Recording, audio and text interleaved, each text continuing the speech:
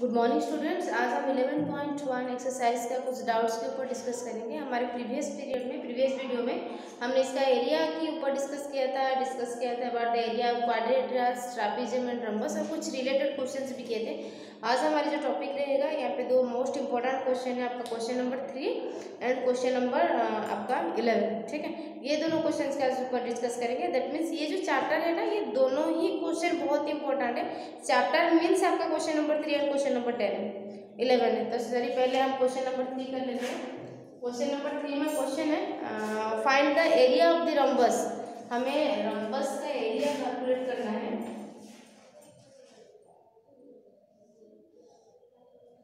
Here A B C D is a rhombus.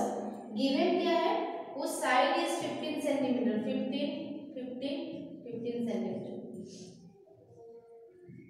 ठीक है, and one of the diagonal is 18 centimetre. उसमें से एक diagonal number 18 centimetre.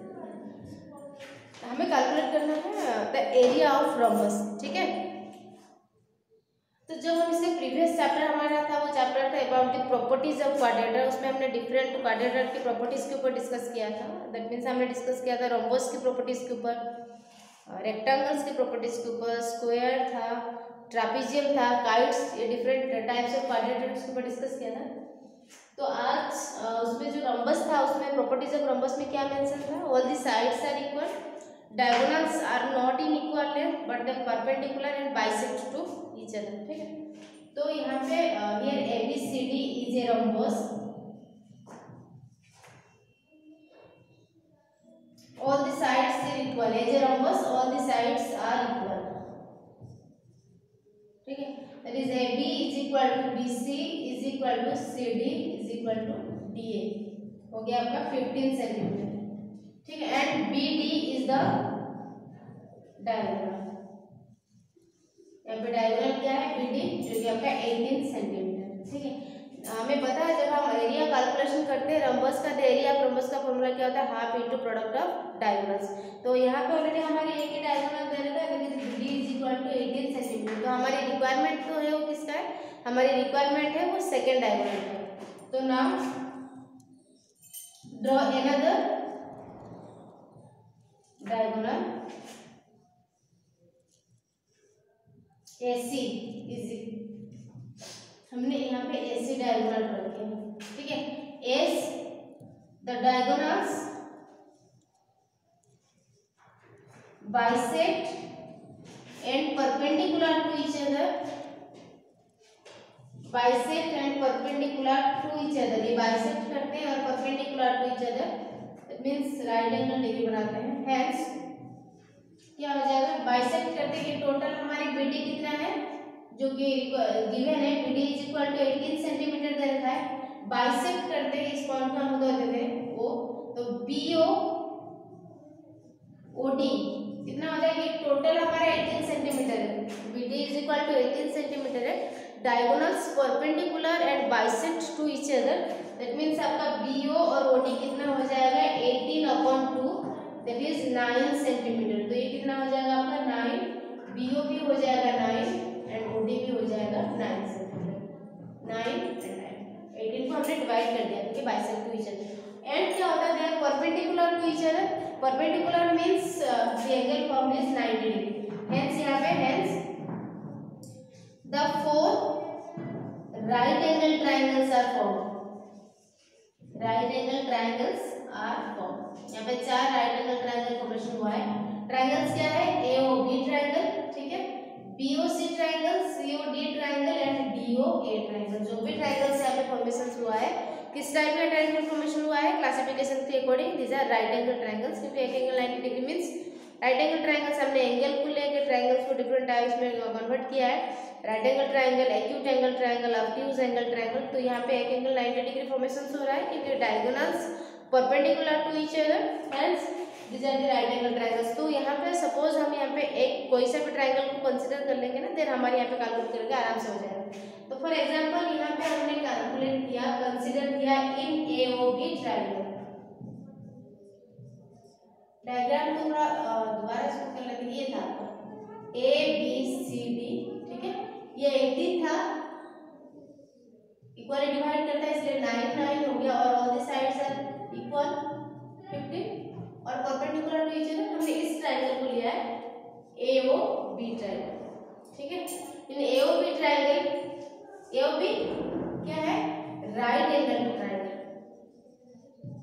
Where BO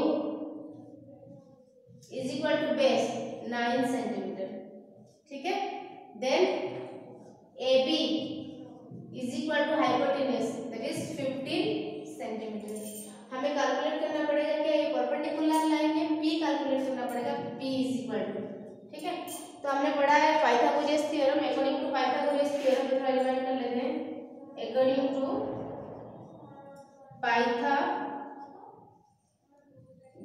theorem हमारी formula क्या था, जब हम फॉर्मूला को यूटिलाइज करते हैं, ये सिर्फ बस हमारा जो इसका जो भी थ्योरम है ये related to only right angle triangle होगा, ठीक है। तो हम P का फॉर्मूला क्या होता है, h का स्क्वायर माइनस b का स्क्वायर का स्क्वायर।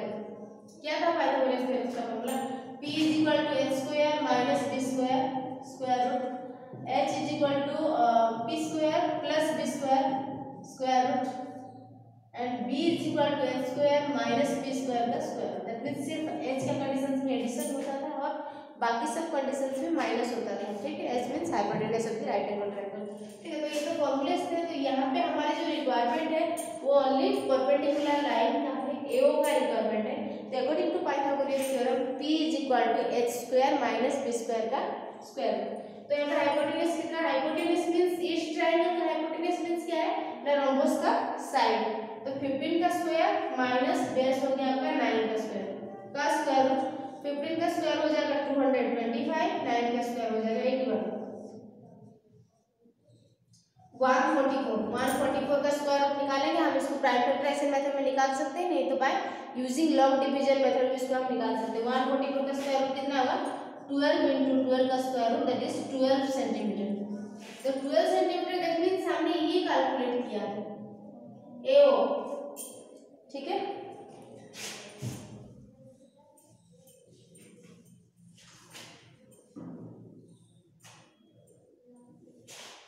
यहाँ पे हमने 12 सेंटीमीटर क्या कैलकुलेट किया है, AO is equal to 12 centimetre. Hence AC कितना हो जाएगा, AC is equal to 2 into AO because diagonals bisect to each other, ठीक है। तो ये 12 होगा तो AC हो जाएगा 12, 2 into 12 that is 24 centimetre. AC हो गया हमारे 24 सेंटीमीटर, ठीक है। तो हमारी जो रिक्वायरमेंट था वो मिल गया, मींस हमें सेकंड डायगोनल मिल चुका है। फर्स्ट डायग्राम जो गिवन है BD इज इक्वल टू दे रखा है आपका 18 सेंटीमीटर और सेकंड डायगोनल AC हमने फाइंड आउट कर दिया 24 सेंटीमीटर। अभी हमें क्या निकालना है, area of rhombus. What is the area of rhombus, half into product of diagonals. ये सारे फॉर्मूलास को याद कर लेना।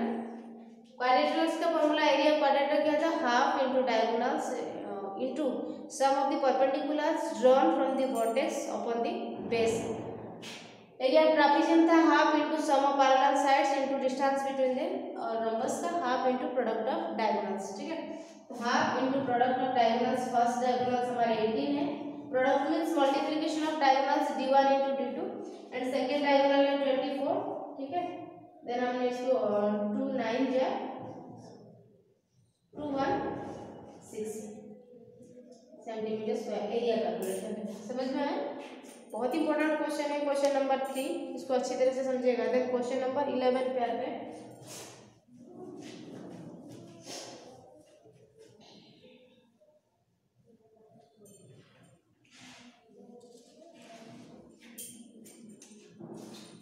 The parallel sides of a trapezium are, trapezium है,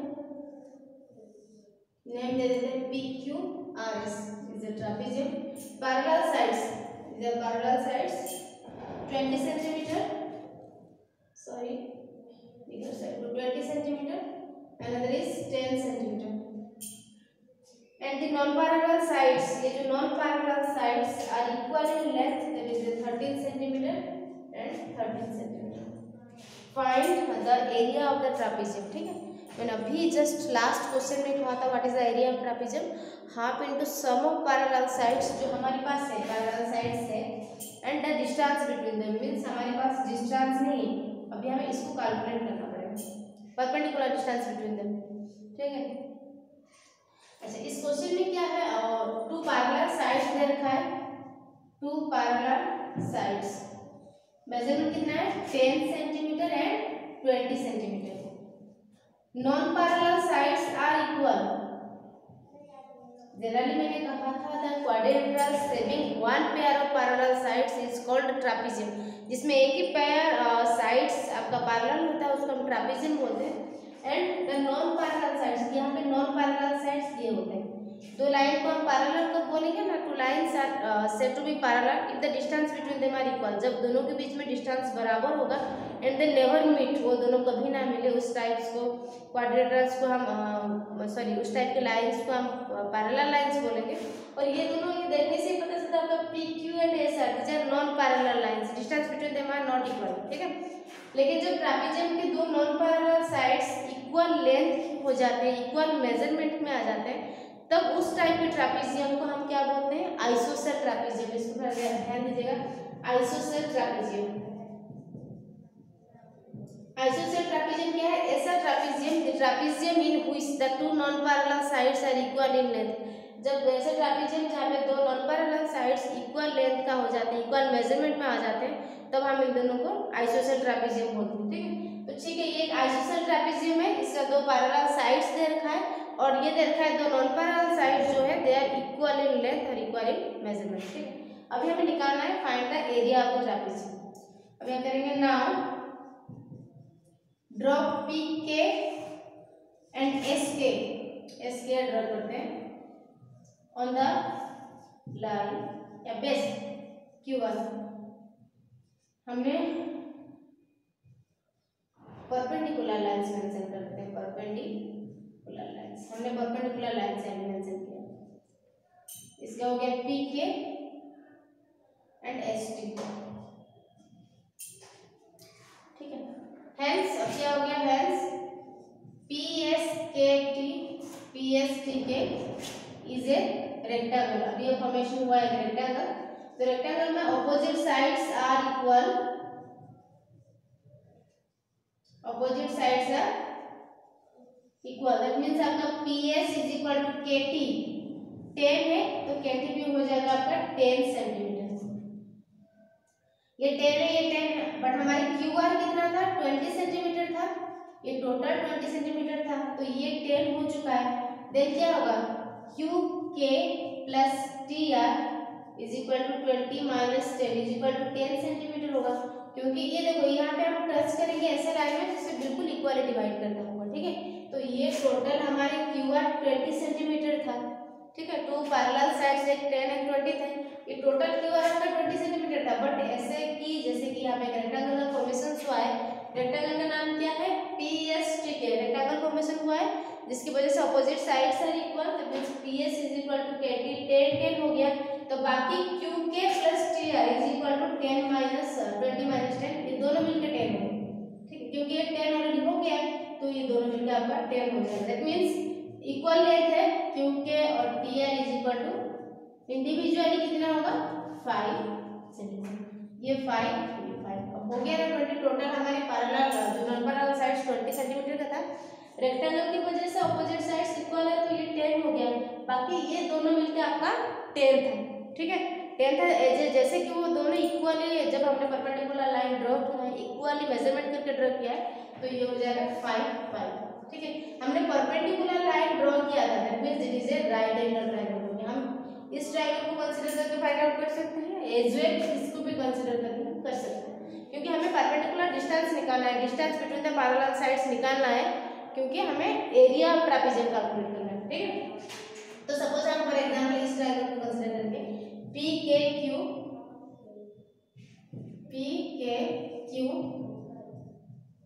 is a right angle triangle, ठीक है। तो यहाँ पे ये हो गया राइट एंगल ट्रायंगल, जिसकी वजह से QK it is the base 5 centimetre, non parallel sides 13 centimetre, ये S दे रखा है 13 सेंटीमीटर, तो हमें क्या कैलकुलेट करना है P according to Pythagoras theorem P is equal to H का स्क्वायर माइनस B का स्क्वायर रूट, H हो गया आप लोग का 13 का स्क्वायर माइनस 5 का स्क्वायर रूट, 13 का स्क्वायर हो गया 169 144 का square root long division method या प्राइम फैक्टराइजेशन मेथड यूटिलाइज करके हम निकाल देंगे 12 into 12 दैट इज 12 सेंटीमीटर। तो ये हमारे 12 आ गया, ठीक है। पीके दैट मींस क्या है ये, द हाइट ऑफ ट्रापीजियम, ट्रापीजियम की हाइट फाइंड आउट हमें करनी है, समझ में आए। जो हमारी रिक्वायरमेंट था वो मिल गया, हमें हाइट मिल चुका है। देन हमें कैलकुलेट करना है about the area of trapezium. Hence the area of trapezium is equal to half into sum of parallel lines into the perpendicular distance between them, ठीक है। Half into sum of parallel lines, एक हो गया 10 और दूसरा हो गया आपका 20 इंटू द परपेंडिकुलर डिस्टेंस। हमने ये कैलकुलेट किया, परपेंडिकुलर डिस्टेंस कितना है 12 है, तो हाफ ये हो गया 32 इंटू 12, ठीक है। 2 6 जा 192 centimetre square is the area of trapezium, ठीक है। ये दोनों ही क्वेश्चन जो थे बहुत इंपॉर्टेंट क्वेश्चन थे, इसको कोशिश कीजिएगा समझने के लिए। बाकी जो भी डाउट्स है सेंड कर दीजिएगा, तो कोशिश कीजिएगा 11 पॉइंट और कंप्लीट करने के लिए। इसके बाद हमारी एरिया ऑफ पॉलीगन है, वो भी बहुत इंटरेस्टिंग चैप्टर है, पहले इसको कर लीजिए, देन हम एरिया ऑफ पॉलीगन पे जाएंगे। Thank you.